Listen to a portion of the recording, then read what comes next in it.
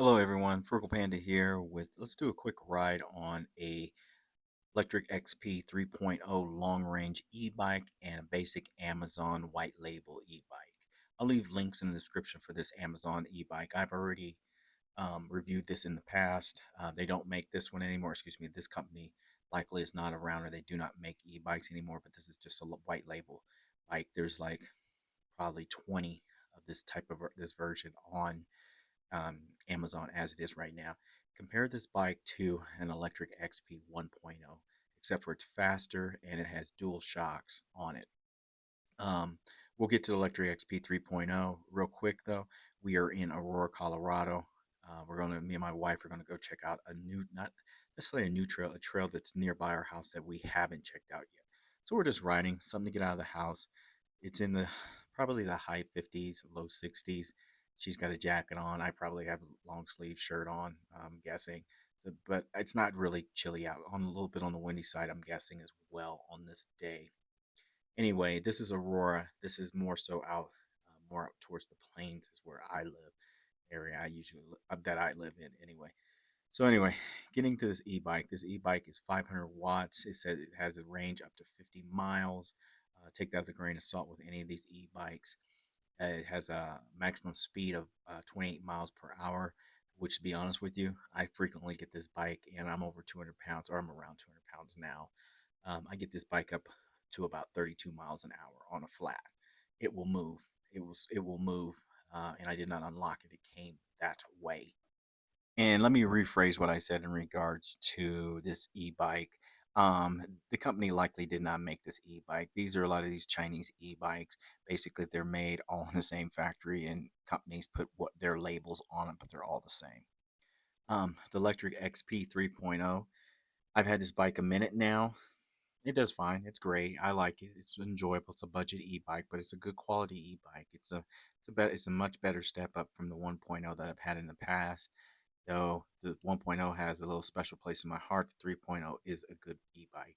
Um, I would like to have a second battery, and I would buy one. I wish mine came with the second battery. I know they were running deals where you could get the second one. Mine did not have that deal when I bought it, which sucks because I'm not willing to spend $500 for a second battery. I'll look and see if someone else makes one. And be careful when you get a battery. If you buy one second hand or from someone else, make sure you get the type that you need. So, like mine is a step over, so the design of the battery is different than the other electric XP bike. So keep that in mind. But I'm be honest with you, I'm not willing to spend $500 for a second battery. For when you start talking like that, I can get a second budget bike for a few $100s more with that $500, if you know what I mean. So I don't want to do that, um, and that's just to be honest on it. I'm pretty frugal on that type of stuff. It's not that serious to me. Now, with that being said, I do like the Electric XP. I think it's a good bike. I think it rides well, especially after I changed out the seat. It's much more comfortable. I like it. The rack can hold 150 pounds on the back, and you can put it on a passenger. You can get the passenger seat and all that good stuff if you want to ride someone in the back, which I think is really cool. Now, the Amazon e-bike I have that my wife is riding, I've had for about 2 years now. I bought this back in 2022.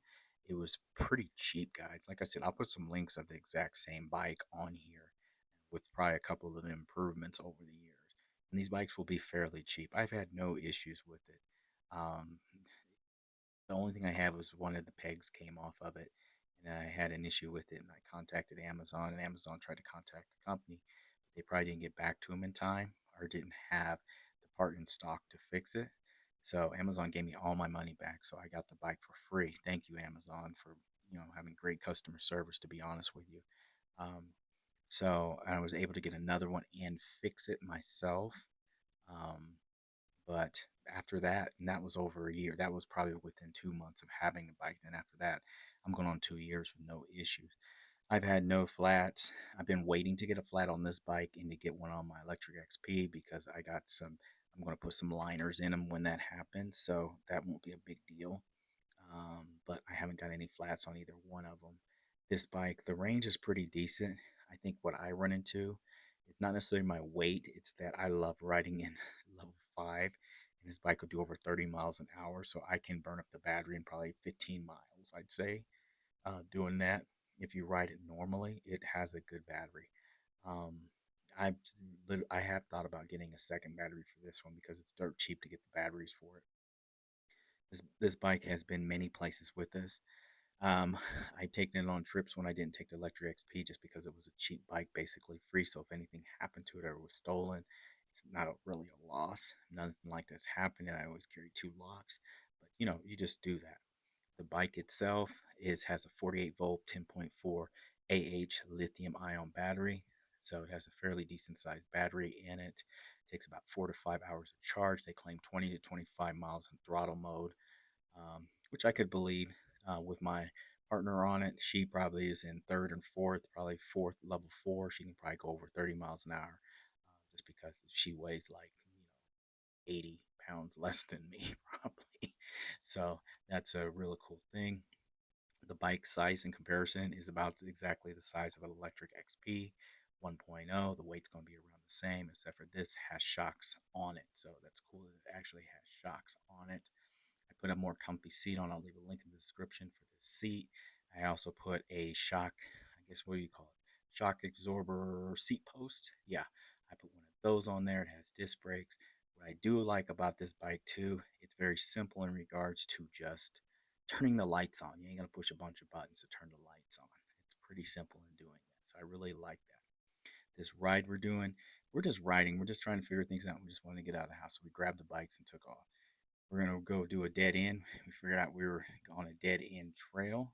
So we turned around and backtracked to where we could actually catch the trail. And we wanted to see where this trail is going. Where we live, they're building up this area, but it's not like the city of Aurora. So trails are known to dead end here. So it's not unusual, everyone, for this to happen. Ultimately, what we'll end up doing, we're going to keep riding down the trail till we find out that it dead ends. Basically, where construction hasn't started is how it usually works. We're going to ride back and then we're going to go get some ice cream and stuff and hang out for a minute. We just want to get out of the house, go for a ride. And that's why I tell people, get the e-bikes. They'll get you out. I'm telling you, if I didn't have e-bikes, you would be hard pressed to get me on a regular bike. It's not that I dislike them, they just don't interest me. This I can go, and I like riding them. And many of us do like riding them. I think they're really cool. Yeah. So the bikes I'll put in my Amazon links are going to be pretty much identical in regards to how they operate. Some of them will have a little more power because this is a 2-year-old bike now, so they have done improvements in battery composition. Instead of it being a 500-watt motor, it might be a 1,000-watt motor or 750-watt motor. So I'm going to put in some budget bikes that I think are good bikes, and I'll put the ones that I would buy, and maybe bikes I buy in the future. So, and that's what I also look at. There's a potential. I'll look at these bikes and see what battery in them. If I find out they have a very similar battery, say to this one, then I'll pick one up, and then bam, I got two batteries depending on which bike I take with me. Yeah, so I think that's really cool. And also, the difference in tires between these two, they both have 20-inch tires, Electric XP 3.0 long range, and the Amazon e-bike. They both have 20-inch. The difference is that this has the old school 4-inch tires. Now, you could put 3-inch, and I did think about just ordering some 3-inch tires to put on here because I would save money. Or it's not money, excuse me. It would be, I would be curious what it does to the range because having a thinner tire than those fat tires does improve range. That's hence why Electric XP decided to actually to put 3-inch tires instead of their usual 4-inch tires on here. And I would like to get on my Electric XP 3.0 long range is to put passenger tires on here instead of the little more knobbier all-terrain ones that have more like a passenger style tire. I think that would be better also for range and probably ride quality within the city and stuff like that. So yeah, I think that's something I'm going to look at in the future for my other e-bikes. One of these bikes, more likely Electric XP 3.0, is looking for more of a passenger style tire, urban tire versus the knobby tires. Yes, the 3-inch tire versus the 4-inch helps increase range, but also I'm willing to bet putting more of a passenger style tire on here also will help. It will impact off-roading ability. Yes, but I'm not powering through stuff like that. And I've taken my old Rad Runner And Rad Mini, I had the Rad Mini had regular passenger style tires. It did okay off road, like what I'd use it for, a dirt path or something like that. So it's not nothing to really worry about in regards to that. Um, so you're not gonna do any serious off roading with a folding tire, folding bike. To be honest with you, unless you want that bike folding up on you while you're off roading. So yeah, yeah, that probably wouldn't be a good idea. Also, when you get these bikes in the mail, the Electric XP 3.0 long range, the same as I think the 1.0 I had. The 3.0 comes fully assembled, so they're already fully assembled. But I always recommend when you get these e-bikes, go ahead and still go through them and tighten up bolts and make sure everything's good to go. The other bike was about 90% or so assembled. It took me maybe 10 minutes to put everything else on it, and that was really nothing. To be honest with you, it was pretty easy to put this bike together. It did not take long, and it was ready to go, and it was fully charged. Same as Electra XP 3.0, it was fully charged too. So yeah, they both were. So um, upgrades I would do to both of these e-bikes: get better chains, uh, both of them. I would recommend just getting you just a better chain for both these e-bikes. There's a lot of things you can do to increase their range, increase how they change gears. They have Shimano gears and all that good stuff, but of course they have the lowest level of Shimano. They don't have top of the line Shimano. There's levels to Shimano, and both of them both have lower ones. Comparing motors, sounds, the Electric 3.0 is a more powerful motor that's been toned down. Also, because that other bike, the Amazon e-bike, will walk my Electric 3.0. It'll take off and be gone, and I won't catch it. Um, but as far as ride quality, how quiet the engine is, the Electric XP the 3.0 is going to be a quieter bike. That's just how it is.